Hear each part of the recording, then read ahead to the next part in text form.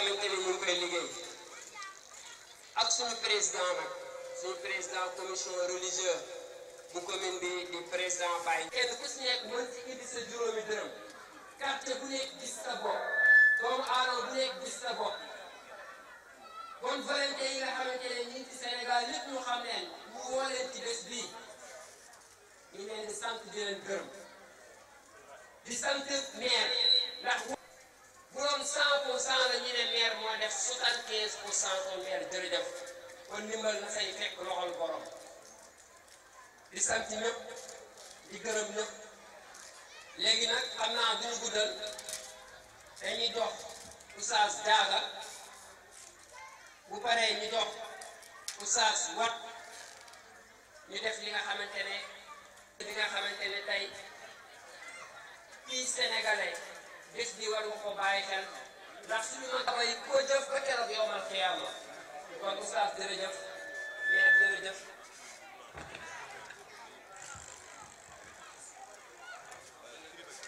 kon duñu guddal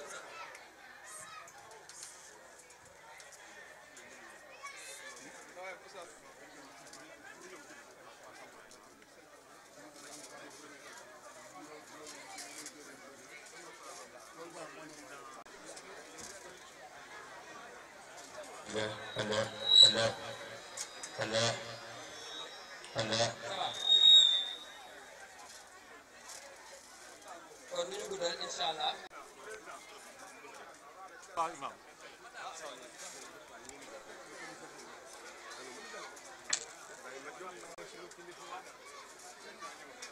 الله من الشيطان الرجيم بسم الله الرحمن الرحيم السلام عليكم mbokki jullit ñu leen di nuyu di leen ziyaare di leen balu ak góor jigéen mag ak ndaw yàlla mayoon ñu daaw waxtu wi ñi koy def ñu defoon ko yàlla may ñu fekkee ren yan yu yàlla may fekkee déwén ñu jaayi nal Moustapha wax ji nag du gudd ngërëm moom mënu paase ngërëm sant rek ñu ngi sant waa Gannaaw Raay yëpp nag góor jigéen mag ak ndaw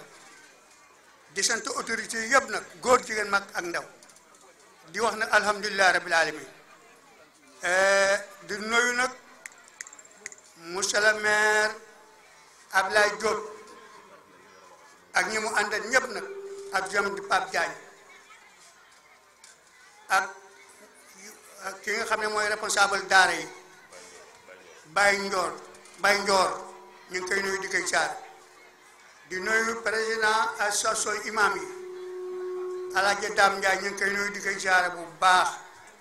di nuyu ñëpp di sant ñëpp te dina alhamdulilah rabbil alamin li ñuy wax rek mooy nit ki nag gaynde du xam boppam moom yow yaay dox ba ci gaynde rek nga dal si woom ne kii de gaynde la foofu ne mooy bëgg a waxee mooy lu ñu am ñun li ñu am Gannaaw Raay ñun dañ daan royaat yàlla def na léegi ñu ñuy roy lii amul fenn la amul ci Pikine amul du autorité bu ko mën a organiser fii surtout def ko benn at ñaareel ba ñetteel bi at muy gën a yokk rek kon Ablaye Diop monsieur le maire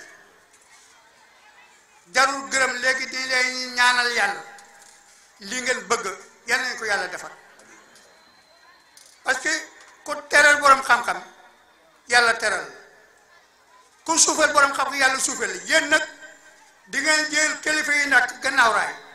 muy délégué yi muy imam yi muy ndey daara yi muy ñëpp ngeen teral leen léeg leen seen boppa di leen jox seen alal kon loolu ko am ñaanal yàlla rek moo am kon man sama wax lii ci wax ci turu association délégué Gannaaw Raay Sud ci seen tur laay waxee kon délégué yi ak imam yi ñëpp ñu ngi gërëm commune bi jiite ci Ablaye Diop ak ñuy topp ci moom yal na yàlla dolli seen sutura yal na maa leen wér fan wu gudd ak mujj rafet barki démb rek nga defoon lu ñu mel fii association femme yi joxe fa juróom benn bee mag ma ne kuy def lu baax niñ ko wax kuy def la man nag ñu noppi Abdoulaye Diop yal na yàlla doon seen sutur njiit nag daa métti njiit daa métti waaye soo jiitoo am xel am ñu la xelal xam fii ngay teg sa tànk incha allah ci kanam rek dama ne koo songa nga daan ñetti mandat ngi def te na ngeen préparé at nag kuy def lu baax am lu baax kuy def leneen nag am leneen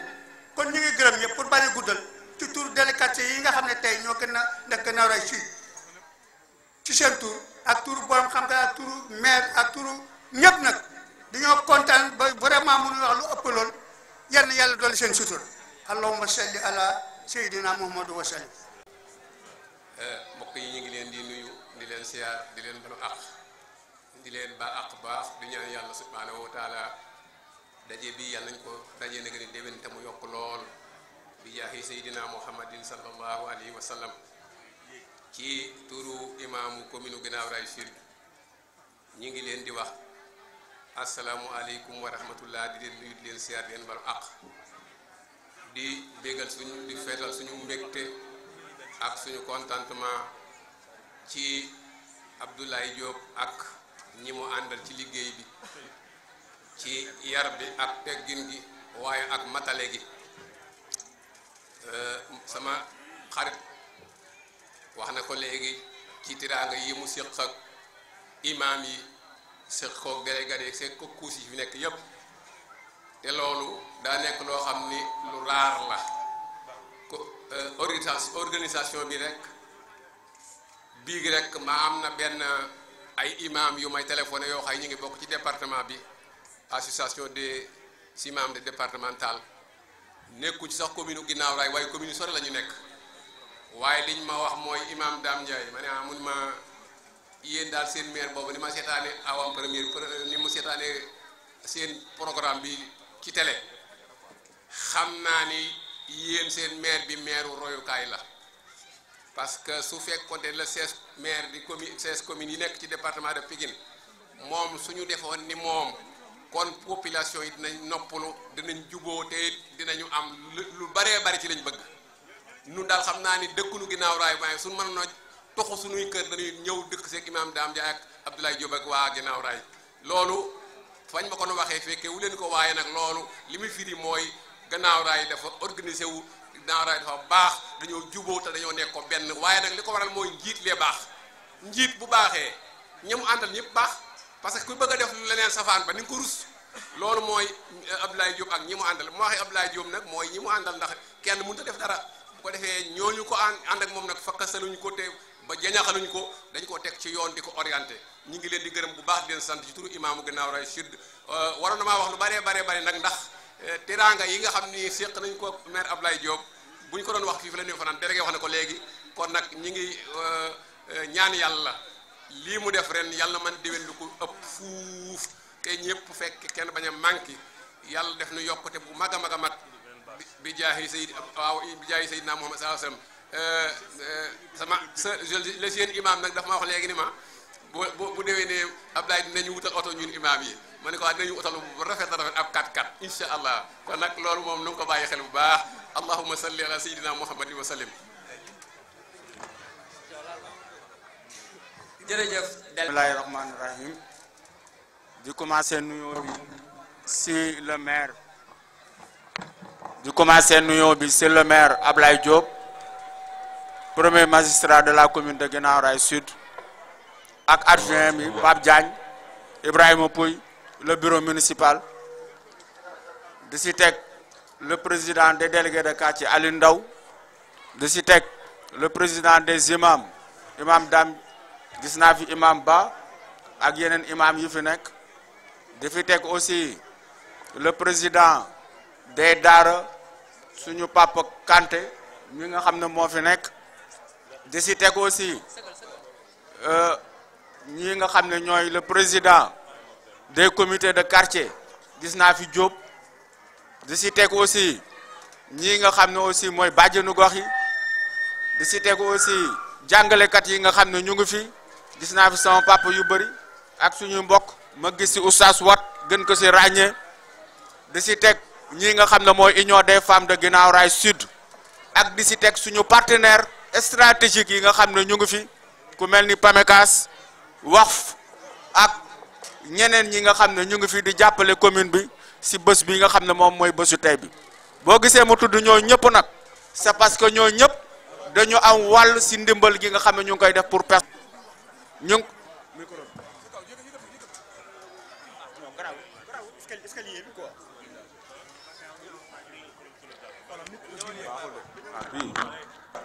mooy lii du guléet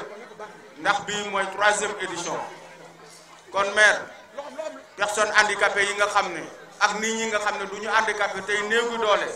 nekk ci commune bi wax dëgg yàlla gërëm nañ la sama tur gërëm nañ la ci tur population bi yëpp di la xam ne li ngay def da nga koy def te yàlla rek moo tax ñu bëri wax nañ ko seule la commune de Guinaw Rail Sud mooy réussir ces grands événements kon nag maire ak ñi nga àndal ak Guinaw Rail niñ ko organiser ndax tey boo fi ñëwee couche yëpp ñu ngi fi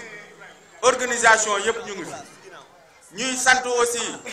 ndax loolu aussi c'est stratégique mooy guichet yi ñuy def ndax maire dafa ne mën naa ko def mais damay fexe nit ku ci nekk dugal ci solo quartier bu nekk ñu yóbbu fa ay guichet yooyu aussi population yi def ci seen doole def ci seen alal kon population yi ñu ngi leen di gërëm te loolu deflu ñu ko kenn ñu ngi koy defal seeni doom seeni mag seeni rak seeni dëkkandoo lañ koy defee kon wax ju dugg ñu yemale fii te di ñaan déwén duñu xaj fii ñu dem stade ndax xam naa ne déwén boo moytuwul stade Guinaw Rail bële la ñuy dem du ñu dem stade central mais stade Guinaw Rail la ñuy dem dina fekk stade ba pare kon ñu leen di gërëm di leen sant di delloo njukkal jàngalekat yi ndax àddina njàngale rek moo ko yore suñu papa yeeg suñu mag yeeg suñu rakk yi fi toog di jàngale nañ leen gërëm te jàppale leen te gis nañ ne maire mu ngi leen di jàppale donc wax ju du gudd. alhamdulilah rabbil alamin alhamdulilah rabbil alamin di sant gërëm mbokk yi ma jiitu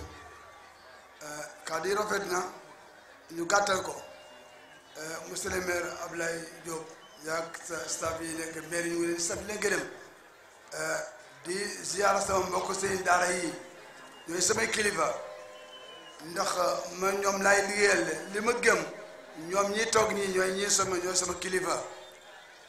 te it li ma gëm mooy lii ma jox aw ma beneen cër bu ma fonk ci kaw àdduna lu di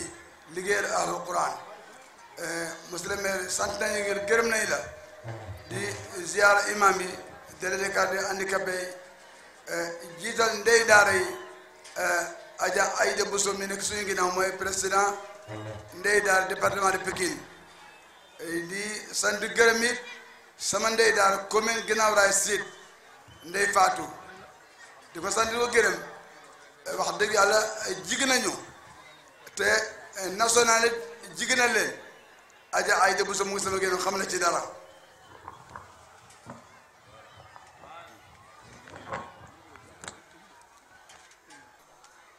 xale bi gel premier nduga te borom këram bi ma ko man ma sëriñ bi amul benn problème mu ne ma li nga ma def dama ci sant yàlla jël sama soxna muy liggéeyal alxuraan kon dama ci sant yàlla kon monsieur le maire dama lay séedal ni jëf bi gën a màgg jëf bi gisuma ko ci kaw suuf wallahi alazim ndax xayrukum man ta'allama alquran wa 'allama tànne fi yaa ngi ni yonent bi du man maa ko wax yonent bi ne ki gën ñu jàng alquran ba pare di koy jàngale mooy ñii xare kan nag tout tànk yii nag ñooy suñu sëriñ xale yi tout tànk yii man de ñooy sama sëriñ man seen ñaan laa gëm seen kamil laa gëm seen allahuma laa gëm mooy xale yi tout tànk yii kon monsieur le maire ju mooy de li nga def de bu soobee yàlla doo ko rëccu yaa koy staff li ñaan kay suñu Guinaw Rail Sud bi yàlla na doon ci commune yi gën tànn ci commune yi yàlla na kon ci commune yi gën ci tànn yi kilifa bi tabi léegi mambu sëñ bu xalifa moo dugg léegi may da ko porte parole xalifa Ndiassane xalifa bi génn àdduna daaw kii moo doon porte parole am borom xam-xam la professeur la ci imam yi la bokk ci jàngalekat yu mag yi la bokk kilifa yi xam nañ ko kon moom bu tàbbee fii man la sigil wax dëgg yàlla ndax daaw dama ko sàkku ci moom am gànta ren jii nag bu ñëwee ba sigil na ma ñu ngi koy dalal say mbokkal ñu ngi lay dalal baax a baax ci say barke maam yàlla na fi daal li nga xamante ne suñu maire daal sant nañ ko gërëm nañ ko kaddu yi dañ koy gàtt ndax orateur yi bari nañu mais sëñ daal wax dëgg yàlla kontaan nañu ñii toog ne kontaan nañu wax dëgg rek ma neex lii am masuta am de masuta am ci yéen la soso te qualité bi nga ko defee ñëpp a bég ñëpp a gis seen bopp kon yàlla na la fi yàlla bay ba déwén ñu defar ko mu gën a raw lii asalaamaaleykum wa rahmatullah. jërëjëf monsieur le modérateur li njëkk suñuy kàddu mooy dañuy présenté wu d'abord tur bi mooy Ahmed Lamine Hadj nekk chargé des partenariats et responsable aussi cellule juridique la haute autorité du waqf teewal fii nag ki nga xamante ne moom mooy directeur général di jiite organe boobu haute autorité du waqf te mooy madame Oulimatou Diop nekk ci voyage sinon moom ci boppam bëggoon na fi teew moo tax mu insisté naa ko fi teewal li njëkk ci kàddu yi mooy dañ koy jagleel kilifa yi nga xamante ne ñoom ñoo fi nekk jiital ci monsieur le maire ak i adjoint ak délégué yeeg notable yi di nuyu aussi li nga xamante ne ñoom ñooy kilifa diine yi sëriñ daara yi di rafetlu ci li nga xamante ne ni moom mooy jotaay bii nii jotaayu alxuraan jotaayu jàppalante jotaayu dimbalante xëy na man sama kàddu du ci gudd rek waaye damay wax rek ci tënk li nga xamante ne moom mooy haute autorité du waqf parce que ñu bëri danañ dégg li nga xamante ne moom mooy waqf mais il se pose la question exactement loolu lu mu doon waqf dafa nekk benn instrument de finance islamique sociale boo xamante ne bii li ko tax a jóg mooy fexe ba ut ay ressources yoo xamante ne dañ koy investir la ciy génne di ci balle ci alal wala ci koom ñu jaglool ko li nga xamante ne moom mooy néew ji doole yi wala secteur yu mënta doon te xamante ne dafa am ay besoins donc loolu moom mooy li nga xamante ne moom mooy waqf l'état bi aussi bi mu demee ba gis ne benn instrument la bu efficace pour xeex li nga xamante ne moom mooy ndóol ak yi ni mel te ñu expérimenté ko ci dëkk yu bëri muy yàgg bu mu doon loo xamante dañ koo xam non seulement ci monde islamique bi même sax ba ci Occident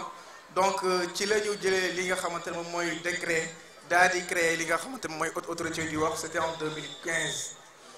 mu nekk mu am nag benn direction am tamit li nga xamante ne moom mooy commission de supervision de la haute autorité du waqf rôle bi nga xamante ne moom la haute autorité du waqf am il faut ñu leeral ko tamit nit ñi xam ko am nañ benn mission sociale mais c'est d'ordre 10% 90% yi dëgg-dëgg mooy li nga xamante ne moom mooy waqf c'est-à-dire wut ay ressources buñ ko jotee ba nu daal di def ay investissement yooyu noonu li ciy génne moom mooy li nga xamante ne moom la ñuy delloowaat ci secteur yi nga xamante ne ñoom ñoo am ay besoins donc loolu moom mooy mission wu waqf boole ci nag di développer di créer ay waqf public jagleel ko nit ñëpp waaye tamit di superviser di saytu li nga xamante ne moom mooy waqf privé mooy lan mooy ka nga xamante ne kii yow ci sa bopp yaa bëgg a def sa waqf constituer sa waqf jagleel ko borom bi subhanahu wa taala boo génnee sa xaalis daal di ciy tabax par exemple sa immeuble jagleel ko jirim yi wala tabax sa école jagleel ko taalibe yi bu boobaa loolu waqf privé la ñun suñu rôle mooy lan daal di fexe ba saytu sa mëbët ak sa bëgg-bëgg mu daal di doon li nga xamante dañ koy appliquer waaye gestion bi yow yaa koy gardeel sa bopp loolu mooy li nga xamante mooy waqf privé donc haute autorité du waqf moom li muy def mooy développer ay waqf public ba pare di superviser li nga xamante moom mooy ay waqf privé actuellement ñoo ngi ci recensement ci biir réew mi ndaxte am na fi ay waqf yu bëri yu fi nekk ci ay façon yu wuute te ñu nekk di ko recenser du ñàkk sax du ci sëriñ daara yeeg ñu ni mel ñoo xamante ne ñi am na ay équipe yu leen déjà jot a seet si wala yu mel noonu kon ñu woo mbokk yi ñu jàpp ci bu baax a baax bàyyi ci xel wa sallallahu wa sallam ala nabiyina muhammad sallam. jërëjëf président. délégué de quartier yi monsieur le maire monsieur le commissaire personnalité administrative yi coutumier yi ak responsable kuréel yëpp bëgguma lim bu ma limee juum maa ngi leen di nuyu ci turi PAMECAS ma bëggoon nag def présentation bi rek bu ma paree ma jox sama directeur entité monsieur El Hadj Mohamed Thomas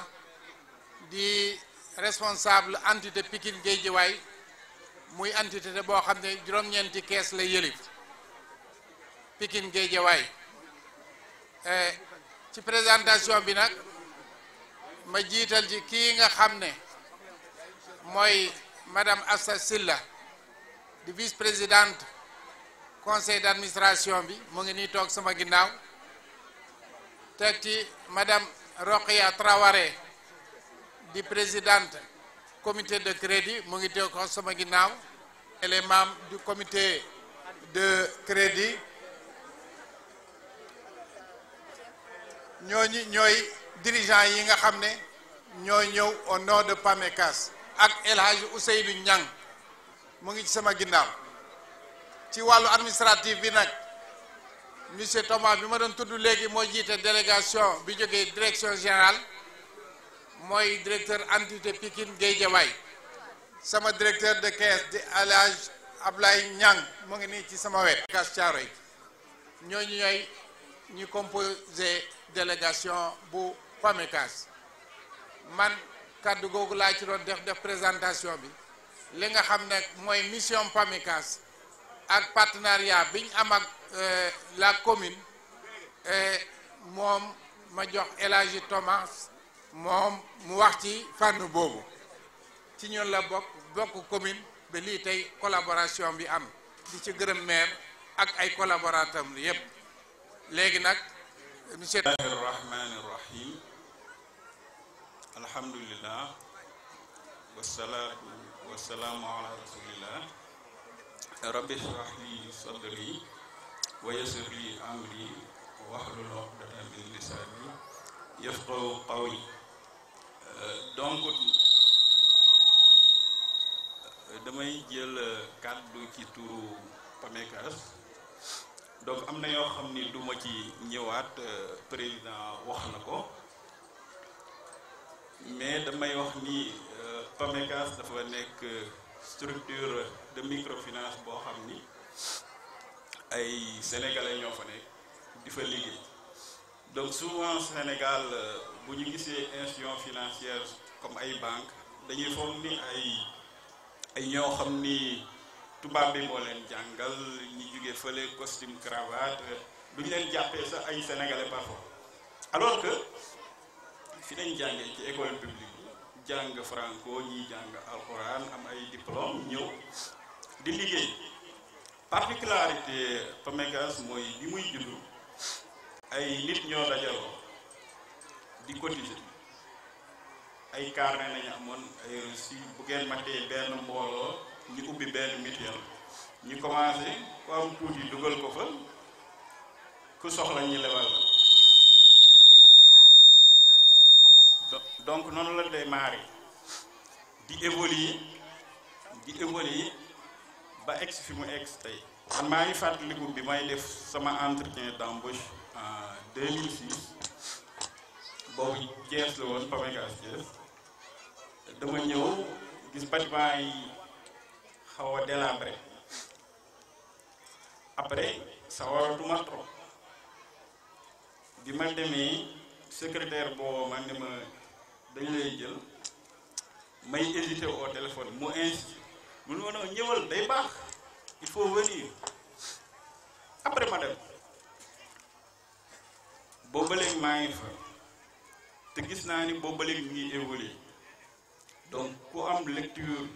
ci ni PAMECAS di doxee bu njëkk ni suñu agence yi meloon ak léegi da ngay xam ni mi ngi évoluer mais loolu du dara lu dul ay sénégalais yu fa nekk gëm ko di fa denc seen tur ñeneen ñi soxla ñi lebal leen ko noonu rek lay doxee bu amee lu ci juddu comme résultat du dem fenn sénégalais ñoo ko moom ñooy xoolaat luñ koy def am na loo xam ne dañ koy delloo ci biir banque bi pour mu gën a dëgër am na yoo xam ni ci activité yu mel nii lañ koy def moo tax ñu sawar ci trop ndax mooy li ñu liggéey ñu ne ko waa ginnaaw raay bu juree dara bu waa ginnaaw raay xewlee dañ ci war a participer moo tax dañ ci sawar trop te yaakaar naa ni yii di ñëw dinañ gën a am temps gën ko organiser gën ci participer ndax fii kees gi fi nekk mooy agence su ginnaaw raay bi dajal nañu fi ci épargne lu mat milliard daanaka loolu tamit leblewaat nañ ko li ñu fi leble daanaka mat na milliard donc a priori booy xool da ngay foog ni loolu mënul nekk ndax bi ñuy commencé PAMECAS ci banlieue bi la démarré boobu institution financière yu bëri jàppoon nañ ñu affaire institution du affaire population mais affaire élite la mais léegi banque yëpp ñu ngi buuxante ci banlieue bi ndax gis nañ ni c'était pas ça donc ñun loolu on l'avait compris dès le début mais plus bi ñu ciy def mooy suñu différence ak ñeneen ñi mooy banque yu bëri ay étranger ñoo leen moom am na ñoo xam ne ay marocain ñoo leen moom bu ñu liggéeyee am bénéfice day dem bu ñu sonnee ñi jaay ko dem bëri na ay institutions yu ñuy jaay mais PAMECAS kenn mën na ko jaay daanaka ay deniers publics ñoo fa ne moo tax état bi daf ñuy saytu bu baax a baax a baax amuñu droit def lu ñu neex ndax alalu mbooloo la te ay sénégalais ñoo ko moom donc boobu léegi ñi ngi liggéey ñi ngi am réussite mais fii jëm bu ko nit ñi comprendre sori na trop te loolu moo am solo mooy que ni li ñu naan consommer sénégalais ci produit yi ñuy lekk ak yi ñuy sol noonu la amee ci institution financière nit ñi buñ ko gëmee di xool institution financière yi yoo xam ne waa réew mi ñoo ko ne di fa def seen tour lu mu ndaw ndaw ndax épargne bu njëkk dañ doon wax mooy la partie du revenu qui n'est pas consommé mooy li nga desal mais dafa évoluer épargne léegi c'est de la consommation différée mooy am nga xaalis di nga ko lekk gaa balaa weer dee mais da nga koy bàyyi ci banque ba di jël al tuut par tuut loolu koy jox ñu liggéey ji yow boo soxlaa fekk mu jur dara ñi delloo la sa xaalis activité yu mel nii ak yu ko gën a rëy ñu mën ci participer mais fi ñu jëm moo gën a am solo mooy booy xool dëkk bi ni muy doxee autoroute bi mën na jël exemple autoroute bi financement extérieur la donc capitaux yoo xam ni ay tubaab ñoo ko liggéey ñëw lebal ñu ko defar ko luyewaat ñu ko di ñu fayee mais loolu bu ñu organiser Sénégal mën na ko PAMECAS bu fekkoon ñëpp ñëw nañ ci di denc astour bi ñu am mën nañ financer l'État du Sénégal ci ces grands travaux te yooyu parfois dañ ci am ay problèmes ak des autres autorités duñ comprendre dëgg-dëgg la vision ak lan mooy différence institution yi mais ñu bëri comprendre nañ ko moo tax ñu ñuy saytu moo tax ñun li ñu bëgg mooy en tout cas vision bi ku ko gëm nekk ci mission bi fa mu jógee ndax ba muy commencé ñu bëri gëmuñu ko woon man ba may dugg gëm ma ko mais léegi ñëpp xam nañ institution bu taxaw la moo tax dañuy soxla di jàppalante comme ñoom monsieur le maire ndax am na yeneen activités yuy xew dans la mairie yeneen autorités di ko def mais souvent ay banques classiques nañuy travailler certes am nañ ay différence ci yenn yi mais am na yeneen yoo xam ne dañ ci war a ànd di liggéey pour l'intérêt de la nation donc loolu ñu ngi sant vraiment monsieur le maire ci début de collaboration bi di lancer aussi appel autorités yi fi nekk yëpp gis naa fi commissaire ndax moom it vraiment fu ñu mën a jàppalante ci liggéey yu bëri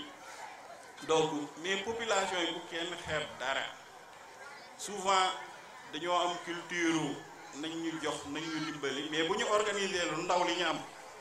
war nañ bâtir quelque chose bu gën a rëy te wax nañ ko initiative yi am ginnaaw rey bu njëkk dee nañ dañ daan roy feneen mais léegi dañ leen di roy donc loolu rek la mooy gëm lu ndaw li nga am nga organiser ko mu mën a jur lu mag te ñun loolu nañ gëm au sein de PAMECAS am na benn produit boo xam ni finance islamique la biñ koy expérimenté il y a ay 10 ans c'était pas légiféré ñu nag autorité yéeg wàcc ba ren nañuy doog a adopté loi ba léegi ku mu neex mën nga def finance islamique ndax loolu aussi moo gën a répondre suñu culture ñu ngi ciy liggéey di ko développé am na ñeneen ñu ciy développé mais de façon générale initiative yi buy jugee ci ñun ñi fexe muy dëppoog suñuy conviction mën na jur loo xam lu rëy la kon ñi ngi tàllal loxo ñëpp ñi ñëw ànd liggéey pour l'intérêt de la nation encore merci asalaamaaleykum. الشيطان الرجيم بسم الله الرحمن الرحيم وصلى الله وسلم على سيدنا ومولانا محمد نبي الأمي وعلى آله وصحبه وخدمه وسلم تسليما رضيت بالله ربا وبالإسلام دينا وبسيدنا محمد نبيا ورسولا أما بعد أيها المسلمون ورحمة الله تعالى وبركاته mbokk yi noo ngi leen di nuyu noo ngi leen di siyaara noo ngi leen di ñaanal jàmm ci barke weer bu tedd wi nga xamante ni mooy sëhru ramadanul mubarak di weer woo xamante ni weeru lislaam la weeru diine la waaye weeru alxuraan la ndax sunu borom moo ñu doon nettali ci téere bi dinu wax ne shahru ramadan allazi unzila fihi alquran hudan linnaas mu mel ne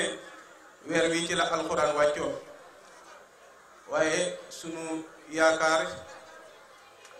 sunu royuwaay yonent bi sallallahu taala alayhi wa sallam waxoon nañu man saama ramadanan imanan wa ihtisaban xufira lahu ma taxaddama min zanbin wa ma taaxar yonent bi waxoon nañu ne képp koo xamante ni taxawal nga weeru koor nga woor ko ci koor gu sell gu ànd ak ngëm yàlla sunu borom dina la jéggal sa bakkaar yu jëkk ak sa bakkaar yu mujj waaye mu doon weer woo xamante ni weeru yërmande la weeru jéggal la waaye weeru goreel nit ci sawar waaye doyoon na ci ngëneel yi rek bi ñu suñu borom waxee ne inna anzalnaahu fi laylatul xadr